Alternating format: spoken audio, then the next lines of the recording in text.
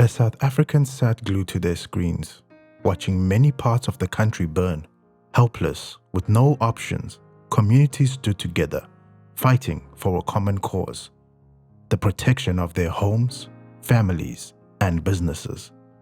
The devastation would last long after the last building burnt down to the ground.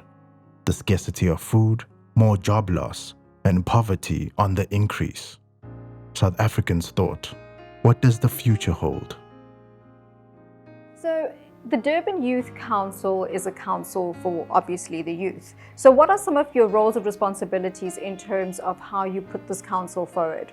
So the Durban Youth Council is a group of the youth, mainly in grade 11, that want to show that we actually do care about our future, and we want to change the misconception that people have of our generation to show that we actually do want a sustainable earth for future generations, so that we can end this cycle of corruption and poverty and pollution, and to move forward with our generation and show that we really can make a difference, and we want to just make the world a better place for good. Okay, so as a young person, let me take you back to that fateful week. Okay, the Friday it all started, trucks were being burned, and then Monday morning you wake up, you put on the telly, and you see the devastation, the looting, the violence, the riots, everything that you said that the Youth Council stands up for suddenly has become reality. How did that make you feel? To be very honest, I didn't know how to feel because it came as such a shock that I didn't know how to react. It's not really something that you'd expect to happen on an everyday basis. It's really a scene from a movie that is happening in reality. And as much as you'd think, like in the moment, you'd feel sort of angry and upset, because it's taken you aback with such like a quick moment, instead of feeling that feeling of anger immediately, you sort of feel scared a bit because you're so uncertain and unsure of what's going to happen in the future that everything is just a blur, if that makes sense. I'm Spelele Mpanza. I'm the CEO and founder of one of the establishments here at Waterloo Shopping Centre. I have a business that does laundering, not money. We launder clothes. We have a laundromat. We do branding, embroidery, and screen printing. So what happened here at Waterloo Shopping Centre during the unrest here in Durban, the shops, as you can see, the centre is pretty much in a bad condition. The shops were looted. I was also one of the guys that they broke into my shop. On Sunday, I slept here. At about 5 o'clock in the morning, they started burning the shop that was next door, so I had to put out the fire. I don't wish this on anyone.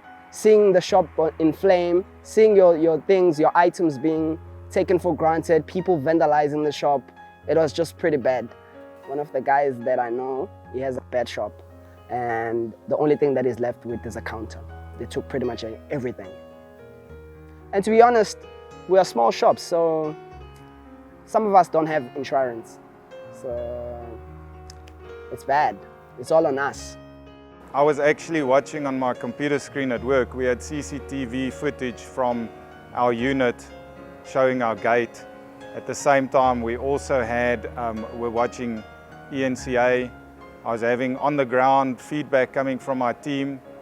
It was quite traumatic to see the looting in the area right adjacent to us. We were very close to the game distribution center in Nandi Drive. So I had a lot of opportunity to actually see the looting firsthand. Forklifts coming past, all kinds of trolleys and trailers. So it was traumatic to see.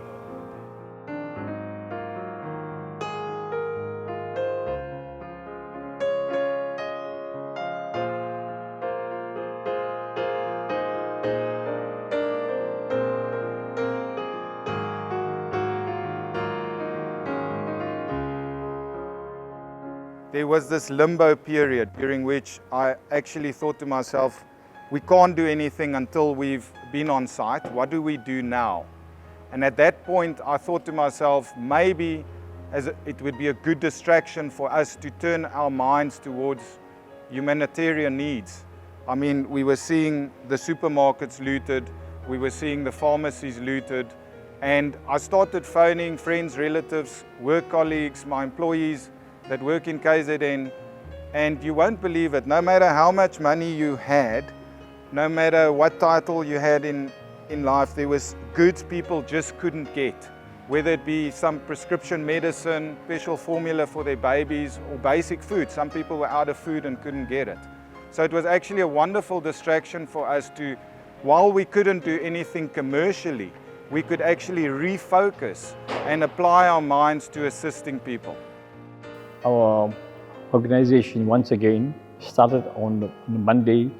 2-3 business people from the community came out with an idea of procuring bread.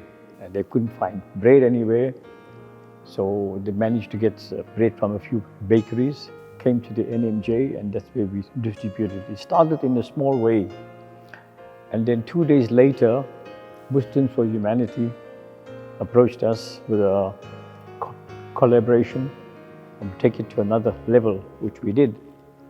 It was really, really amazing of how at the center here we had volunteers, we had truckloads of people of food coming in.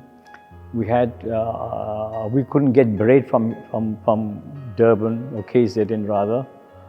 We managed to get from Joburg, so there's a truckloads of food coming from the Gauteng area. You know, Azad will immediately send a truckload of food. I've been getting calls, how can we assist you? What can we send down? What do you need? Medication, you know, formulas, baby formulas, etc., etc. And really, you know, it was amazing. And it's not only Muslims, it was everybody, all the communities really came out. Some say it's a political, but I'm not sure, I don't know, to be honest. I don't want to say it's hunger, because they were breaking into a laundromat. You can't say you're hungry when you're breaking into a laundromat, you know. If it was hunger, they would have broken into Spa on. But I don't know, it was just, I have no idea, to be honest. I'm sure you've seen some of the news. They're only showing the big companies, not the small businesses. But we've also suffered too. And it's pretty hard for us because, like I said, small shop, and once everything gets vandalized, it's really hard for us to come back. I'm sure some shops will be closed, I'm sure.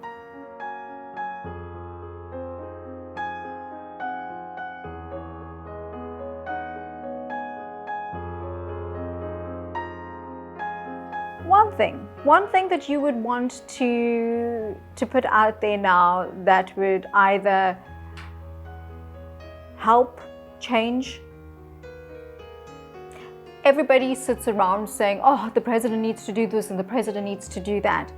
What is the one thing you want the president to do? The one thing I want the president to do, I don't think anyone can do, honestly. And that's just to stop discrimination as a whole. Because that's really what's tearing us apart in society these days. Whether it be race, gender, ethnicity, culture, sexuality, the discrimination and hatred that people have for each other over minute things.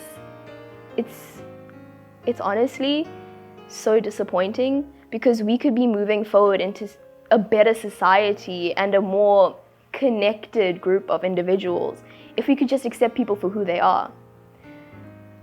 But everyone might say, oh, the president needs to do this, but when you're in his shoes, honestly, it's a whole different ballgame, because you have no idea what to do.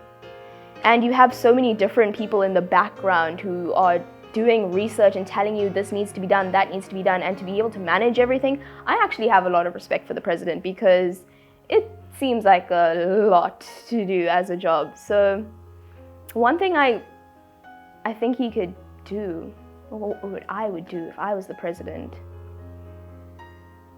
just spread love, honestly, because if you start it by yourself, then you can cause a catalyst reaction for other people to spread as well.